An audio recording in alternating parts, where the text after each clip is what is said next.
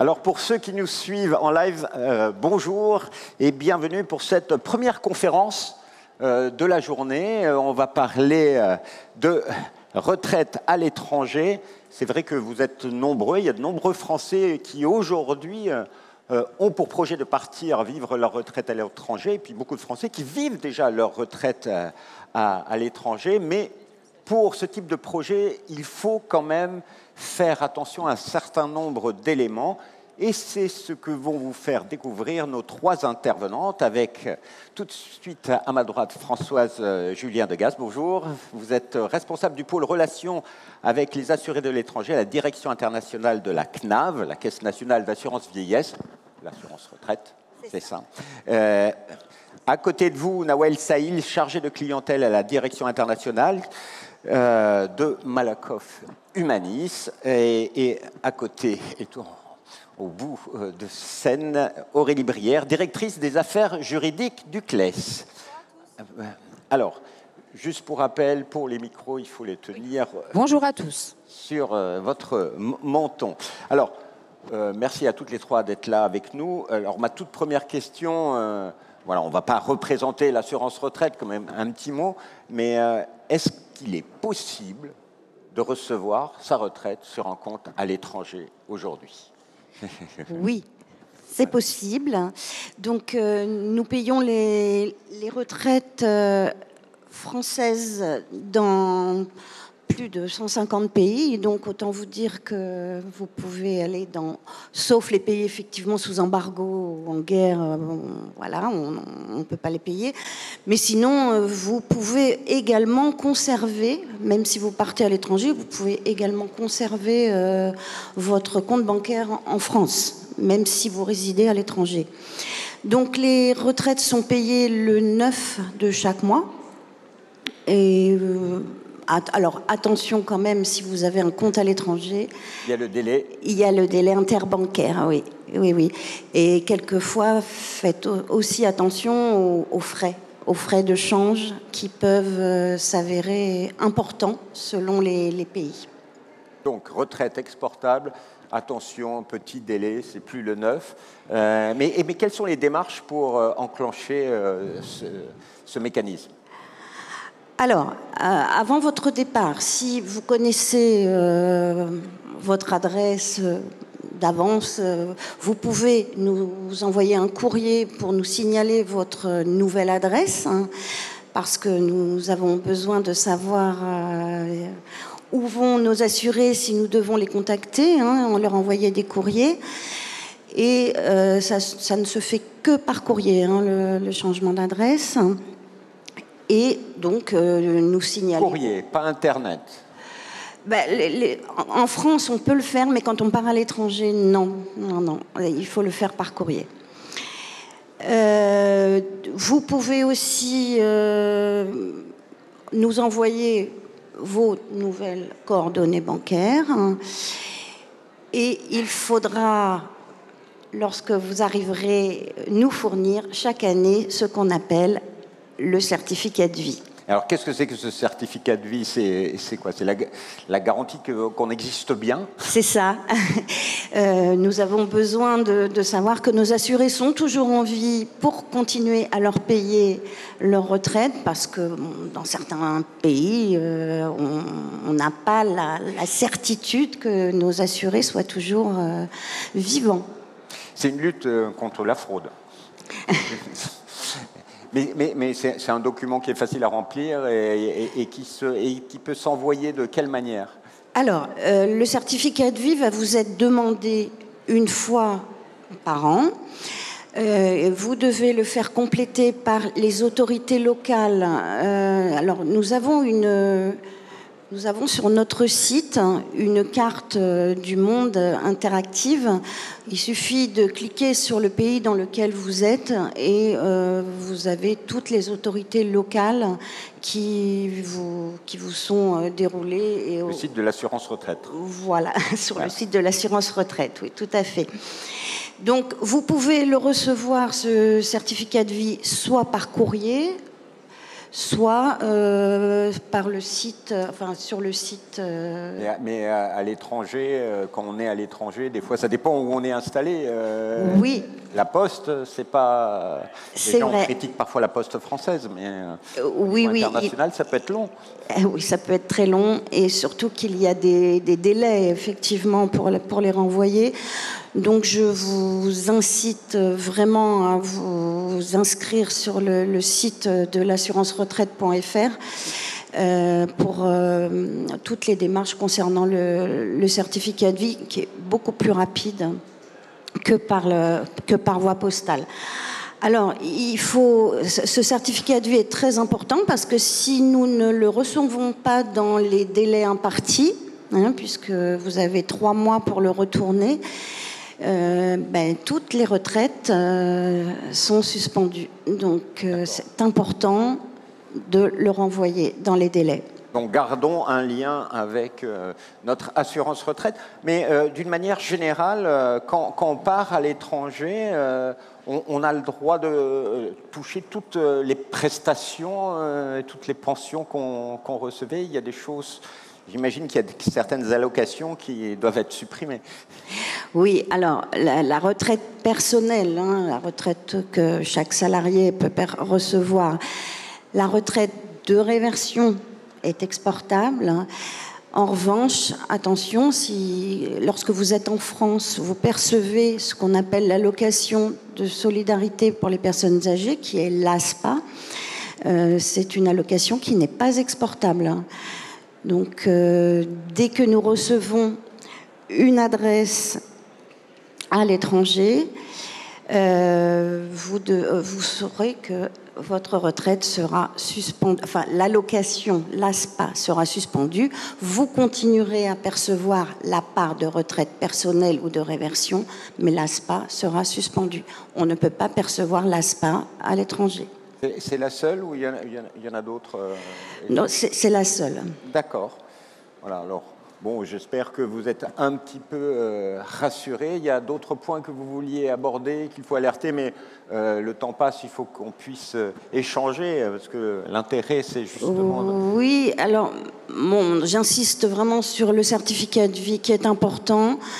Je sais que parfois, aller sur le site pour les personnes âgées, c'est un peu compliqué, mais essayez de vous faire aider parce que c'est tellement plus facile sur le site que par courrier.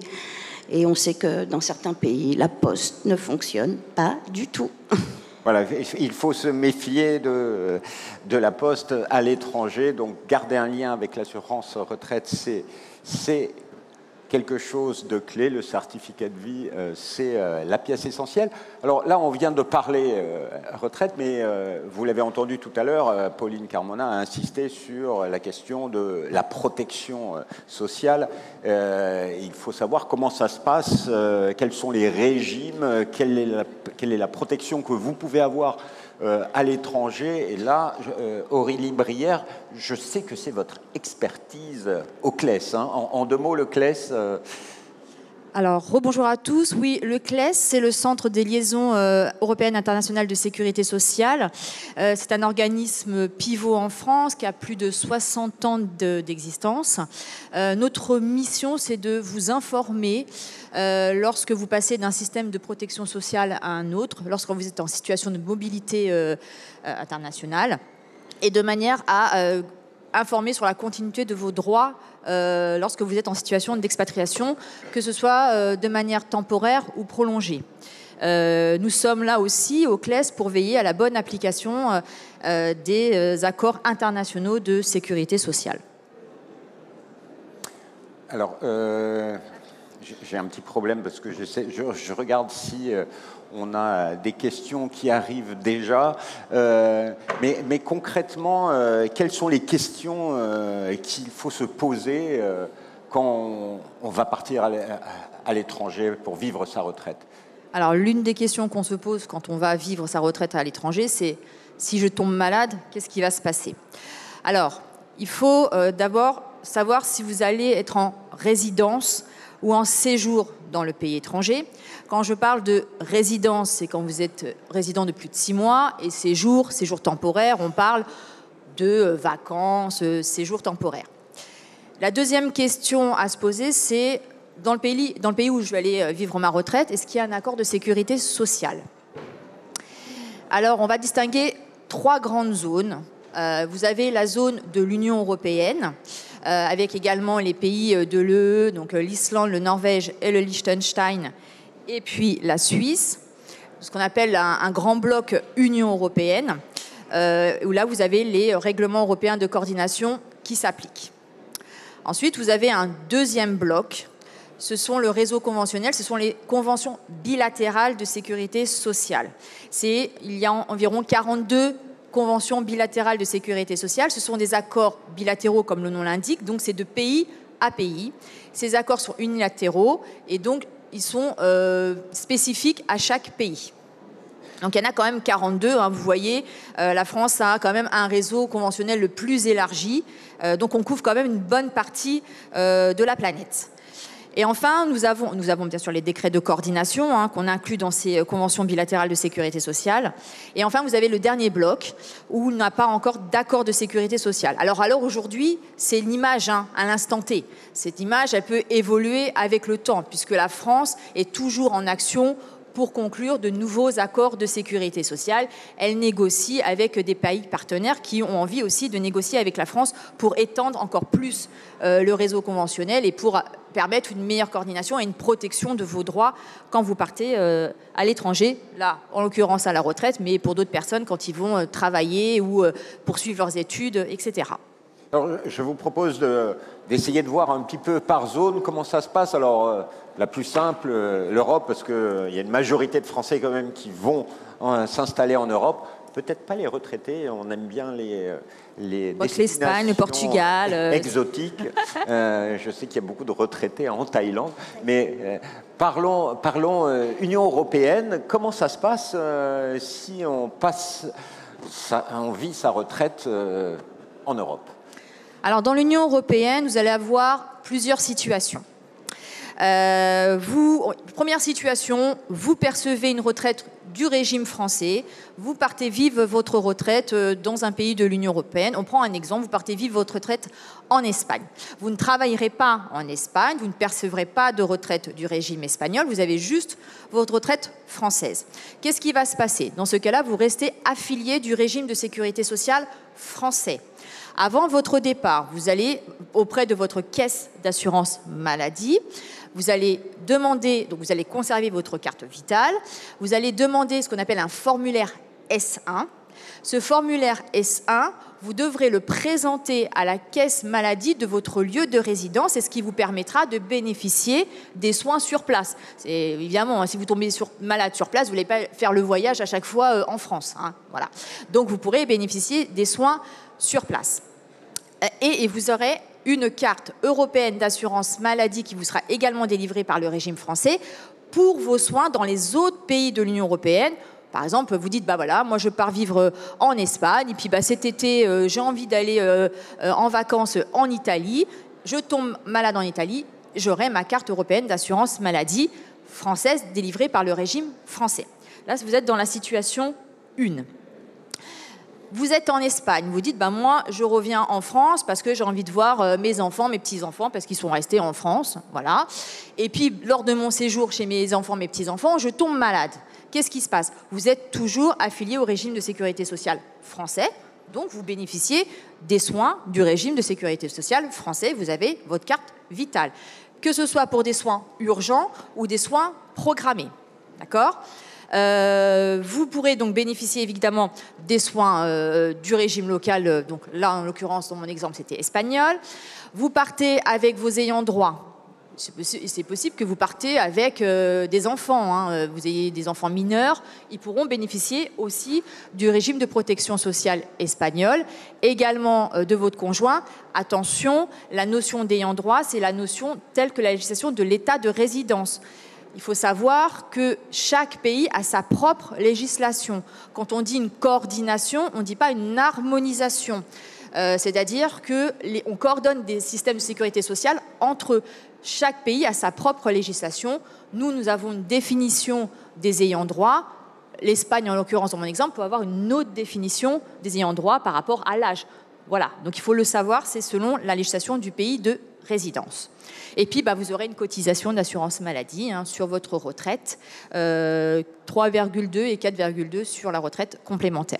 Donc voilà la première situation. En gros, quand on part vivre sa retraite en Europe, on est plutôt bien couvert. Quand on revient en France, notre carte vitale existe encore, etc. Il faut faire quand même attention. On doit avancer les frais médicaux quand on est à l'étranger. Alors, évidemment, attention, là, on reste affilié du régime français si on ne perçoit qu'une retraite du régime français. Voilà, attention. Quand vous avez, par exemple, dans mon cas, on reprend mon cas, je suis partie en Italie, je suis tombée malade et donc j'ai ma carte européenne d'assurance maladie. La carte européenne d'assurance maladie n'est pas une carte vitale. Vous allez potentiellement être obligé ou devoir acquitter des frais. Voilà, c'est une carte qui justifie de votre régime d'affiliation à la sécurité sociale française. Là, en l'occurrence, ou un autre pays, si c'est une carte européenne d'assurance maladie qui est délivrée par un autre pays. Donc, ce n'est pas une carte vitale. Vous avez votre carte qui vous permet d'accéder aux soins. Et soit vous avancez les frais, soit vous n'avancez pas les frais. Et si vous avez des frais avancés, vous gardez bien tous votre facture et vous donnerez ça au régime de sécurité sociale français, puisque vous êtes affilié au régime de sécurité sociale français, pour obtenir le remboursement de vos soins. Voilà sur à peu près la carte vitale, la carte européenne. On pourrait, voilà, c'est un document très important, cette carte. Oui. Quand vous êtes en Europe, pensez-y, parce qu'on peut se retrouver dans des situations un petit peu bizarres sans cette carte, si on a des soins à l'étranger en Europe. Juste une petite précision pour la carte européenne d'assurance maladie, il faut la demander suffisamment tôt.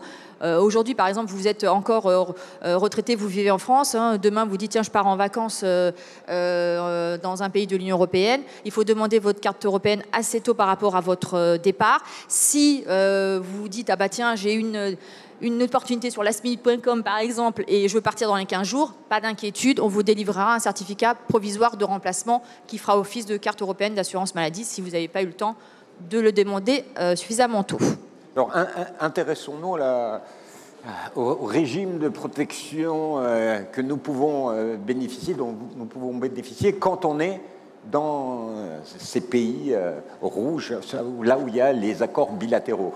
Alors, juste, Jérôme, une petite précision, juste dans une deuxième situation qui est importante pour tous, c'est que si vous partez à l'étranger, toujours dans mon cas d'Union européenne, que vous avez une retraite du régime français, que vous allez partir, je reprends mon exemple, comme ça vous allez bien comprendre, en Espagne, vous touchez également une retraite du régime espagnol où vous allez travailler en Espagne. Là, vous ne serez plus affilié au régime de sécurité sociale français.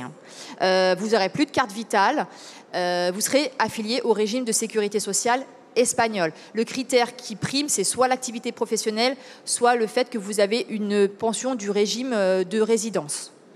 Et donc, vous aurez une carte européenne d'assurance maladie, y compris pour vos soins en France.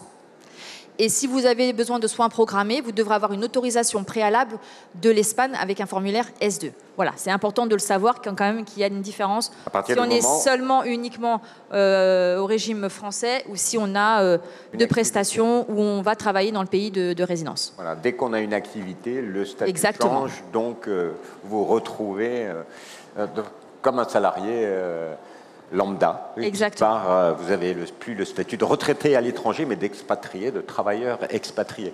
Si on est dans un pays où il y a un accord bilatéral, comme j'imagine il y a des cas différents, mais comme il y a les États-Unis, il y a le Royaume-Uni qui est un cas à part. Oui.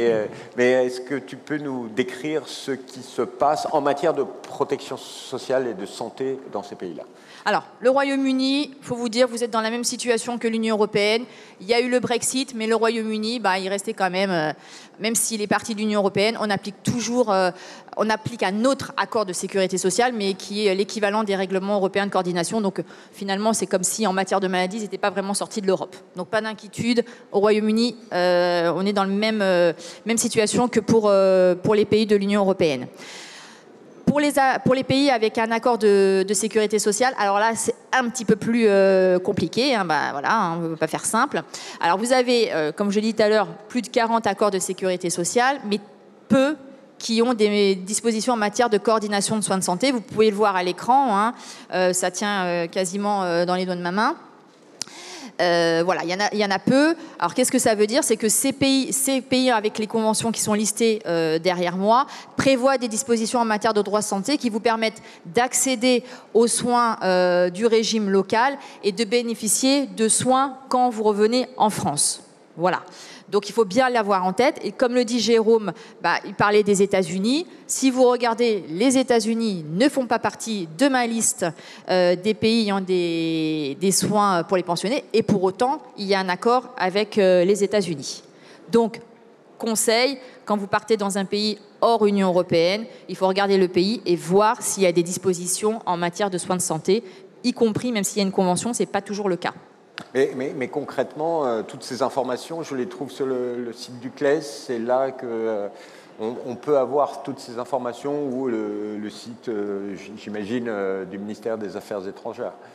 Et oui, tout à fait. Vous pouvez retrouver toutes ces informations sur le site du CLES, hein, www.cles.fr. Vous avez un descriptif de chaque accord de sécurité sociale. Vous avez une page « Je pars vivre ma retraite », un particulier « Je pars vivre ma retraite à l'étranger ». Vous pouvez choisir en fonction des 3 zones, Union européenne, accords bilatéraux de sécurité sociale et zones hors accords bilatéraux de sécurité sociale. Vous avez un descriptif. Et puis, vous pouvez aussi retrouver sur le site du CLES un descriptif par pays du régime de sécurité sociale. Ce qui est très important, puisque comme vous allez aller dans un pays et bénéficier du régime de sécurité sociale, notamment dans l'Union européenne, ou dans le cadre de ces accords qui sont listés, puisqu'il y a des dispositions en matière de soins de santé, vous allez voir à quoi vous avez droit. Je répète, hein, c'est chaque pays a sa législation de sécurité sociale, et les soins qui nous sont dispensés chez nous ne sont pas forcément les soins qui vont vous être dispensés, ou du moins remboursés dans un autre pays. Donc il faut bien avoir en tête, et donc vous l'avez sur le site du CLES, vous avez une monographie par pays du régime de sécurité sociale. Alors tout à l'heure, quand on prenait sa retraite dans l'Union européenne et qu'on revenait en France pour voir ses petits-enfants, on avait la carte vitale.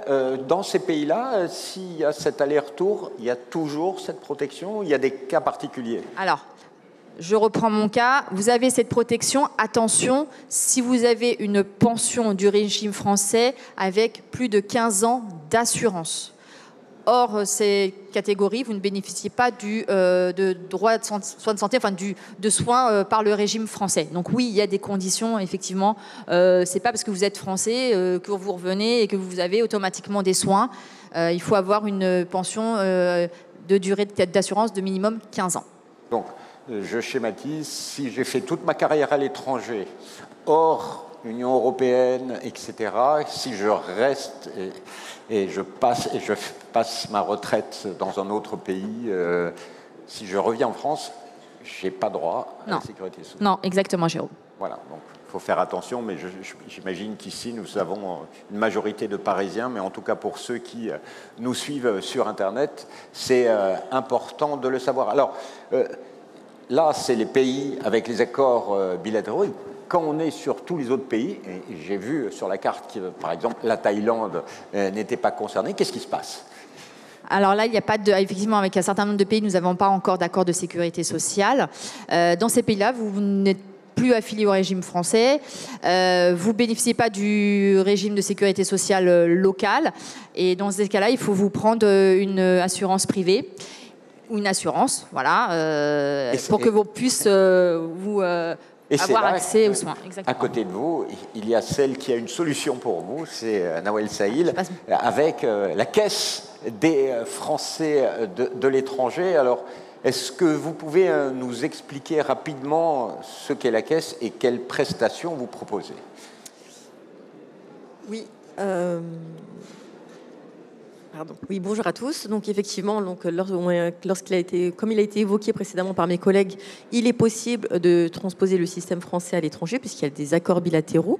Lorsqu'il n'y a pas d'accord entre les pays, comme par exemple pour la Thaïlande, il est possible de souscrire à des assurances privées à titre volontaire.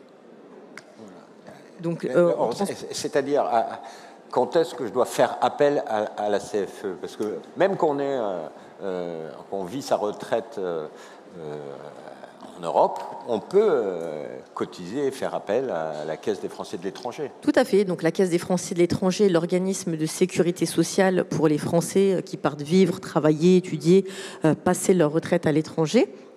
Donc, elle est à titre volontaire, même s'il y a un accord bilatéral. Donc, je vais reprendre l'exemple de l'Espagne. Si le retraité part vivre en Espagne mais qu'il a besoin d'une couverture supplémentaire parce qu'il a des besoins de santé un peu plus élevés que la complémentaire n'interviendra pas, la CFE pourra intervenir. Pour les retraités, il faut être âgé, il n'y a pas de limite d'âge, il n'y a pas de sélection médicale. La seule condition, c'est d'avoir cotisé au système français 15 années. Et après, il y a quelques exceptions pour les pays au sein de l'Union européenne, l'espace économique européen ou encore la Suisse et le Maghreb. Donc il n'y a aucune condition d'exclusion quand on s'inscrit à la CFE? Non, il n'y a pas d'exclusion. La CFE prend toute personne en charge. Elle prendra également en charge de 100% LD, l'affection longue durée, sur la base du remboursement sécurité sociale français. Et ça permet donc de garantir une protection santé. Voilà, exactement. Voilà, mais ça, c'est la protection de base, mais vous proposez également des complémentaires ou pas. Alors, oui, quelles sont les conditions tarifaires? Voilà. C'est des assurances privées, comme disait Aurélie Brière. C'est quoi les tarifs qui sont proposés à ceux qui nous écoutent? Voilà, donc la CFE, donc comme je l'ai indiqué, c'est une cotisation volontaire et individuelle. Celle-ci a un coût. Pour une personne qui est retraitée et qui part seule à l'étranger, la cotisation s'élèvera à 441 € par trimestre, alors que s'il part en famille, la cotisation sera de 804 € par trimestre. D'accord, par trimestre, c'est quand même... C'est quand même coûteux. C'est un budget, donc quand on part vivre sa retraite à l'étranger, question santé, il faut bien calculer et faire son petit tableau Excel sur les coûts à venir en matière de santé. Et vous avez des complémentaires également, c'est ça? Tout à fait. Donc pour bénéficier d'une couverture optimale, puisque la CFE, c'est le système de sécurité sociale, Malakoff Humanis, groupe de protection sociale paritaire et mutualiste, propose une mutuelle pour venir en complément. Ce sont des mutuelles qui interviennent en frais réels. Sur certains postes, il y aura des plafonds qui sont exprimés en euros pour plus de facilité. Inclura toutes les garanties, assistance, rapatriement, juridique, responsabilité civile et autres. Donc, de ce fait, le retraité part couvert et serein au sein de son pays d'expatriation. Il pourrait être couvert également à l'étranger lors de ses déplacements et également en France. Nous ferons la complémentaire en complément de la sécurité sociale lorsqu'il revient en France, sans aucun problème. Mais il y aura toujours, a priori, quand on part à l'étranger, même si un reste à charge, même avec la complémentaire. Alors, ça dépend de la complémentaire que l'on a en France, mais... à l'étranger, selon les pays, le reste à charge peut être très important. Selon les destinations, selon la formule retenue, effectivement, il peut y avoir du reste à charge. Après, par exemple, pour l'hospitalisation, c'est vraiment une couverture à 100% des frais réels. Donc, vous avez une hospitalisation qui équivaut à 60 000 $, on remboursera 60 000 $. Alors, parlons de l'exemple en Thaïlande. Si je veux partir prendre ma retraite en Thaïlande, qu'est-ce que je dois faire idéalement pour avoir la meilleure protection? Alors tout d'abord, vous renseignez auprès des organismes dont mes collègues ont évoqué, donc le CLES, la CNAV, faire toutes ces choses-là en amont. Donc là, s'il n'y a pas d'accord, donc nous contacter, on pourra proposer une couverture santé, CFE et Malakoff Humanis, surtout notamment pour la Thaïlande. Ils demandent des organismes qui sont agréés par les autorités thaïlandaises pour pouvoir avoir le visa. Donc nous sommes agréés et on pourra délivrer le document nécessaire. Avec, bien sûr, une avance des frais de santé et un remboursement qui se fait par courrier, par Internet. Alors, en cas d'hospitalisation, on fournira une prise en charge hospitalière. Donc, c'est totalement transparent comme pour nous actuellement en France. Pour le reste des soins, on rembourse sous 48 à 72 heures la part CFE plus Malakoff Humanis sur un compte français ou étranger. Il faudra juste vérifier au sein du pays que la banque locale ne vous prenne pas des taxes, des frais bancaires. Alors, il y a beaucoup de questions qui sont arrivées, donc j'imagine que vous en avez aussi dans la salle. On va commencer à échanger. Oui, il y a des questions. Alors, première question, priorité aux internautes qui nous écoutent et qui nous suivent. Si je vis à l'étranger, dans un pays hors convention, si je reviens en France, de temps en temps, suis-je toujours couvert par la sécurité sociale? Ça, on a répondu. Oui, on a répondu effectivement que pour y bénéficier, il fallait avoir une durée d'assurance de 15 ans minimum. Voilà. Voilà, avoir cotisé pendant 15 ans minimum. Deuxième question, est-il possible de continuer à travailler en France occasionnellement tout en étant expatrié à l'étranger et retraité? Alors oui, vous pouvez par exemple être retraité à l'étranger. On prend un exemple, vous êtes retraité en Italie, puis vous continuez à travailler en France. Qu'est-ce qui se passe dans ces cas-là? C'est votre statut de travailleur qui va primer, et donc vous serez affilié au régime de sécurité sociale français dans ce cas-là. Si on inverse, vous résidez en France et vous êtes retraité en France et vous travaillez en Italie, c'est comme je vous l'ai dit, c'est votre statut de travailleur qui prime, donc vous serez affilié au régime de sécurité sociale italien. Au niveau de l'assurance retraite, qu'est-ce qui se passe? Parce que j'imagine qu'il doit y avoir une démarche à faire, parce qu'on s'est déclaré retraité, puis on revient au travail. Qu'est-ce qui se passe? Alors, je pense que cette personne doit parler du cumul emploi-retraite, j'imagine. Alors oui, c'est possible. Après, il y a des conditions, il faut bien se renseigner, mais c'est possible. Oui. C'est vraiment au cas par cas. Oui, voilà, il est difficile de répondre avec précision puisque chaque cas est particulier. Donc, pour cet internaute, posez la question directement, décrivant votre cas à la CNAV en tout cas. Est-il possible de garder une adresse en France ou est-on obligé de donner l'adresse à l'étranger?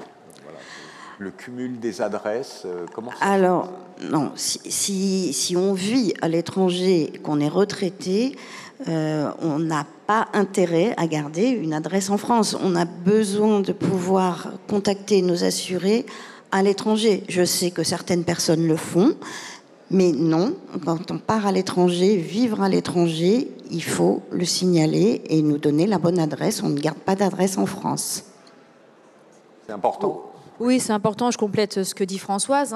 Il faut donner votre adresse parce que c'est votre lieu de résidence.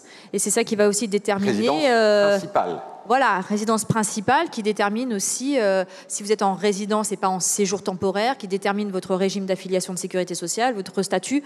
Donc oui, le changement d'adresse et la déclaration et d'avoir une adresse est très important. Oui, c'est important.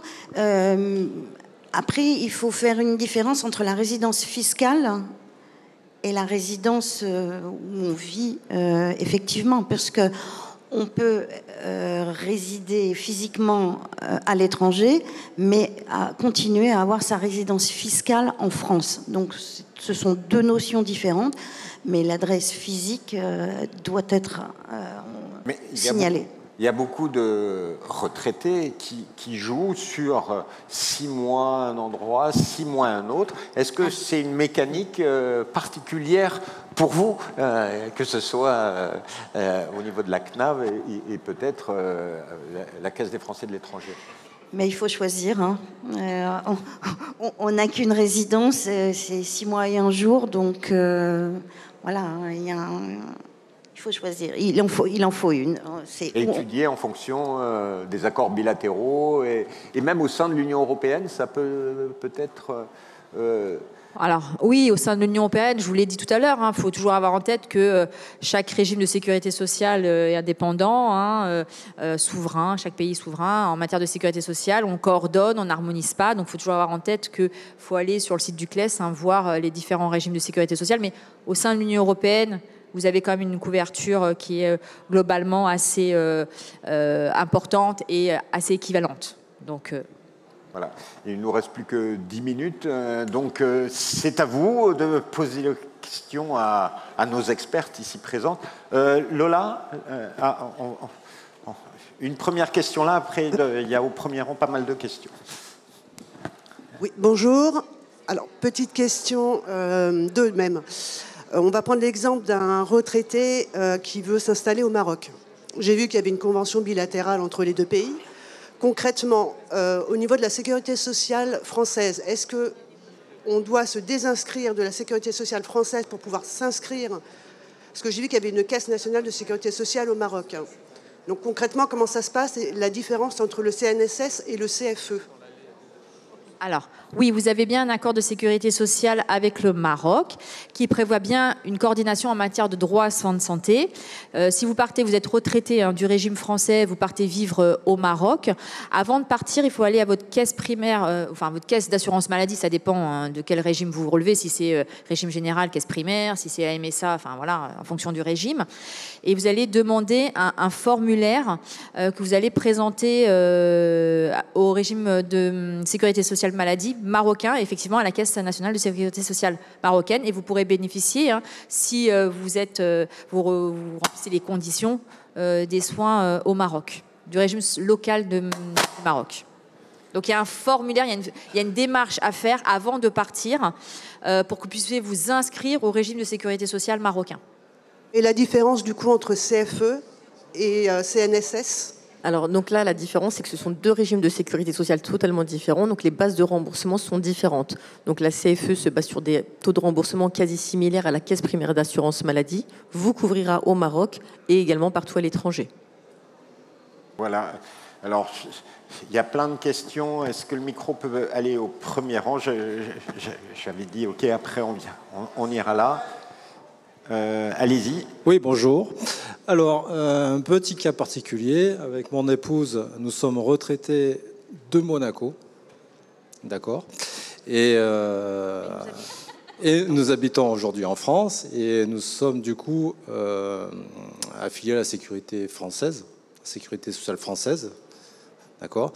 Et là, nous désirons partir vivre en Finlande. Alors, qu'est-ce qui va se passer au niveau de la sécu? Parce qu'on entend plusieurs sons de cloche. Vous n'avez pas de régime vous n'avez pas de pension du régime français? Non. Pas Monaco. Encore. Donc là, je ne peux que vous conseiller d'aller voir le régime monégasque, puisque là, vous êtes retraité du régime monégasque. Il y a un accord de sécurité sociale entre la France et Monaco, mais vous n'avez pas d'activité française, vous n'avez pas de retrait, vous n'avez pas de retraite du régime français. Vous êtes, vous avez, vous. Moi, je vais bientôt avoir, dans 3 ans, je toucherai ma retraite française. D'accord. Parce que j'ai eu une activité en France, puis à Monaco. Alors, vous avez un cas particulier, parce que c'est un accord de sécurité sociale. Vous allez dans un pays de l'Union européenne. Je pense que, comme c'est un cas un peu particulier, on en parle après. Oui, puis voilà, et comme pense ça, que là, voilà. C'est un cas d'école très particulier. Ah non, voilà, on peut y répondre, mais bon, comme on va faire peut-être plutôt des questions générales et après on voit ça ensemble. Vous allez les rencontrer sur votre stand qui est dans, il y a le stand dans la du salle on peut protection sociale. Un monsieur, puis après, il y a la dame qui fait signe là. Oui. Oui, bonjour. Est-ce que vous pouvez clarifier le document S1? Parce que moi, j'entends tantôt c'est la Est-ce que vous pouvez approcher? Non, touchez pas le micro, l'approcher. Oui. Oui, bonjour. Est-ce que vous pouvez clarifier le document S1, si c'est la Sécu ou la CNAV qui le délivre? Parce que j'entends 2 échos, moi. Et première question. Deuxième question, le document U1, j'ai entendu parler de ce document. J'aimerais savoir ce que c'est. Et vous n'avez pas parlé de complémentaire quand on reste dans la CE, comme l'Espagne. Mais on a besoin d'une complémentaire comme quand on est salarié. Et j'aimerais aussi qu'on clarifie domiciliation fiscale et physique. Parce que des pays comme l'Espagne, au-delà de 6 mois, et ils vous pistent avec le contrat d'eau, etc., consommation d'eau, etc., on a une amende. Si on reste 7 mois en Espagne, on est domicilié en France. Donc le fiscal et le physique, est-ce que vous pouvez clarifier aussi? Alors, physique, c'est effectivement, vous habitez dans ce pays, oui. Vous avez une adresse. Fiscale, il y a des gens qui continuent à payer leurs impôts en France et qui ne les payent pas. Ça, après, il y a des conventions fiscales qui permettent de conserver sa situation fiscale en France et non pas dans le pays où on réside. Okay. Et oui. Donc il faut voir ça avec les impôts qui sont présents. Oui. Directement. Après, il y avait une question sur S1. Mais pour l'histoire des impôts, il y a la conférence juste après aura sans doute réponse à votre question. Et sinon, vous pouvez aller les voir directement sur le stand. Alors, juste répondre 2 secondes sur les S1. Quand on parle de S1, les U1, ce sont des documents portables. C'est des documents vous les emmenez avec vous, hein, comme son nom l'indique, hein, portables, qui vous permettent auprès du régime de sécurité sociale étranger, de vous inscrire au régime de sécurité sociale étranger. Le U1, c'est en matière de chômage. Ça permet d'attester de vos périodes d'assurance chômage en France, et quand vous allez dans le pays étranger, de donner cette information au pays étranger. C'est un document portable, ça permet de faire la liaison avec le pays étranger. Voilà. Il y avait une question aussi, il avait une question sur la complémentaire santé quand on est à la retraite dans l'Union européenne. Alors, donc, si vous bénéficiez de la sécurité sociale espagnole, il faudra vous retourner vers les organismes de complémentaire santé en local. Ou dans ces cas-là, avoir des assurances au premier euro, c'est des assurances françaises qui interviennent sans sécurité sociale. Donc vous pourrez bénéficier de la sécurité sociale espagnole et des assurances complémentaires sans sécurité sociale qui vous couvriront en Espagne à travers le monde. Comme par exemple les offres que vous proposez au sein de Malakoff Humanis. D'accord. Et qu'il y a différents packs, il y a différentes options possibles. Effectivement, on propose donc des packages aussi bien pour les retraités que les actifs. En fonction de la destination et des besoins, on trouvera une solution adaptée en fonction de la situation. Ok, il nous reste 4 minutes. Encore une question. Allez-y, Lola. Oui, s'il vous plaît, est-ce que vous pouvez nous préciser si le montant est perçu de la retraite en France lorsqu'on s'installe à l'étranger, en Afrique en particulier, est-ce qu'on perçoit également le même montant? Alors, si c'est le même montant de retraite, oui. Alors, quand vous percevez votre retraite en France et que vous partez à l'étranger, alors tout dépend du pays. Hein. Nous, on envoie en euros, hein, et normalement, vous percevez le même montant. Alors, attention, si le montant est un peu différent, ce sont souvent les banques qui prennent des frais à l'arrivée, des frais bancaires. Hein. Donc, mais nous envoyons le même montant. Elle n'est pas amputée. Or les allocations. Or l'ASPA, oui, bien sûr, ça on la paye plus. Mais sinon, oui, les montants sont les mêmes. Attention aux frais bancaires. Je vous l'ai dit tout à l'heure, certaines banques sont très... Et on vient de me signaler, c'était une réponse sur le S1, il est à demander à la caisse de retraite pour les retraités, à la caisse d'assurance maladie pour les actifs. Voilà. C'est ça, pour le S1. C'est ça le distinguo. Une autre question, parce qu'il y a deux dernières questions. La dame qui est là. Je suis dans le noir, je ne vois pas s'il y a des questions derrière. Faites signe à Lola pour la dernière question. Allez-y, madame. Dans l'hypothèse d'une vie active à 100% à l'étranger, je suis là. Et d'un retour en France à partir du moment de la retraite, on ne bénéficie pas de la Sécu. On n'a pas, est-ce que je comprends, puisqu'on n'a pas 15 ans d'activité en France. On ne peut pas non plus, ce que j'ai compris, s'inscrire à la CFE, parce qu'on n'a pas non plus 15 ans d'activité en France. Donc, quelle couverture sociale on a ? Alors, c'est surtout que vous allez revenir en France et vous allez avoir un délai de carence. Vous savez, les fameux délais de carence 3 mois. Et après, si vous résidez en France, vous bénéficierez de la sécurité sociale au titre de la résidence, de la PUMA résidence. Vous voyez ? Mais là, vous basculez sur un autre dispositif. Ça ne veut pas dire que vous n'aurez pas de droit du tout et que si vous tombez malade, on ne vous soignera pas. Mais vous êtes dans un autre dispositif, en fait. Par contre, effectivement, contrairement aux autres, vous avez un délai de carence. Vous revenez en France, pendant 3 mois, vous n'aurez pas d'accès aux soins et vous aurez après la PUMA résidence. D'ailleurs, c'est une question... Là, on parle du départ. Je suis retraité, je vis 5 ans de rêve en Thaïlande, mais j'en ai marre. Je reviens en France. Qu'est-ce qui se passe? Quels sont les... Il y a ce délai de carence si vous n'avez, en fait, si vous avez une pension de retraite française, donc vous n'êtes pas dans le cas de madame, mais vous revenez en France, vous êtes pensionné du régime français, vous êtes durée de 15 ans, vous bénéficiez de soins. Mais si vous avez fait effectivement toute votre activité à l'étranger et puis vous dites, moi je veux revenir vers ma retraite en France, effectivement, là, vous basculez dans un autre dispositif, un délai de carence et PUMA résidence, pour remplir les conditions. Et il faut après, il y a aussi des dispositifs en matière de... Donc, en cas de retour en France pour une personne qui est active, si madame avait souscrit à la CFE lors de son expatriation, lorsqu'elle serait revenue en France, elle aurait pu s'inscrire directement à la caisse primaire d'assurance maladie sans délai de carence. Ça répond à votre... Et juste une petite question, je complète ce que dit Nawel. Si vous revenez en France et que vous allez exercer une activité, bah vous serez rattaché au régime de sécurité sociale en fonction de votre activité, voilà, puisque c'est toujours l'activité qui prime. Voilà, c'était juste un petit complément. Mais ça dépend aussi de son type d'emploi à l'étranger, oui. Parce que si on est expat ou détaché... Voilà. Mais là, c'est la personne qui revient en France travailler, voilà. Elle aura sécu en France. Dernière question, toute dernière question, ou même non, malheureusement, on me fait signe que le temps est écoulé.